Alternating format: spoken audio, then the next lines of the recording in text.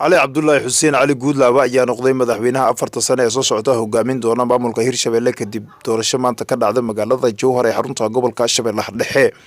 sidoo kale cabdiraxmaan jimcaale cusmaan oo la tartamayay madaxweynaha maanta lagu doortay magaalada jowhar ayaa waxa uu helay ilaa 13 cod halka cali guudlawe uu helay 86 cod sida guddiga ama gudoomiyaha baarlamaanka hirshabelle oo ku dhawaaqay cabdiraxmaan jimcaale cusmaan wuxuu helay 13 cod musharax cali guudlawe xuseen wuxuu helay 86 cod ma jirto cod halaabay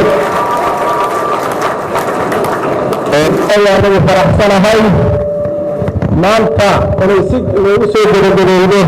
nabadgelyaha barashood ku socday muddada labada bilood Allah ayaan uga mahadcelinaynaa sidoo kale madaxweyne ku-xigeenka oo ay u tartamayeen ilaa 2 xubnood ayaa la xaqiijiyay inuu ku guuleystay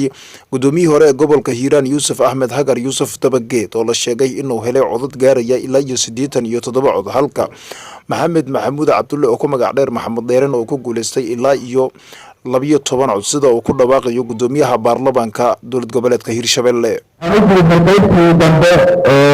codaynta murashaxa iyo rasiidka ku tartamaya madaxweyne ku-xigeenka oo laba ahayd waxaa codeeyey 99 xildhibaan musharax maxamed cabdulle maxamed dheere wuxuu helay 12 cod baarlamaanka hirshabelle mar labaad iyo saddexaad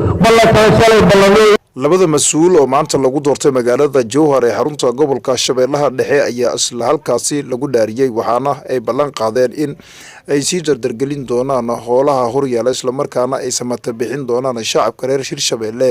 ee ku nool gobolada hiiraan iyo shabeellaha dhexe cali guudlawe iyo dabageed ayaa horey waxaa loogu xantay inay dhibaato ay u horseedeen gobolada hiiraan iyo shabeellaha dhexe intay xilka hayeen ay waxba aysan u qaban shacabka xilli habeenkii xalay ahaa kasmaal TV ay baahisay in musharaxiinta ugu cad isla markaana ku soo bixi kara doorashada hirshabelle ay yihiin dabageed iyo guudlawe waxaana maanta dhacday in labada shakhsi ay ku soo baxaan balse shacabka ayaa waxa ay sugayaan waxyaabaha ay qaban karaan maadaama dadka falanqeeya arrimaha siyaasadda Soomaaliya ay sheegeen in dabageed iyo guudlawe aysan waxba ku soo kordhin doonin maamulka hirshabelle